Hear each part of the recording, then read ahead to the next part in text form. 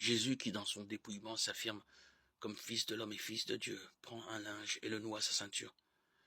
Plus que jamais en cet instant, Jésus révèle son statut de serviteur. Il a lui-même annoncé lors d'une petite querelle d'ego de ses disciples: « Celui qui veut être parmi vous, le premier sera l'esclave de tous. » Marc 10, 44. Car servir, selon l'étymologie latine du mot servire, signifie être esclave. Ainsi Jésus, qui n'est pas venu pour être servi, mais pour servir, Marc 10, 45, se fait l'esclave de l'humanité souffrante.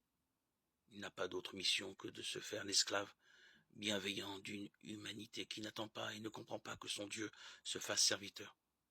Pierre en donne le témoignage puissant: « Tu ne me laveras pas les pieds, non, jamais. » Comme la plupart d'entre nous, il est prêt à accepter un maître et seigneur à l'image des grands de ce monde. Mais un maître et seigneur esclave, c'est inconcevable.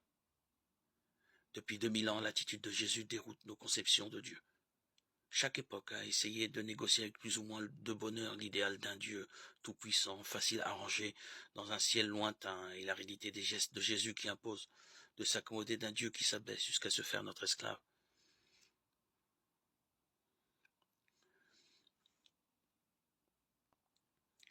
Essayons de suivre le Christ qui se dépouille.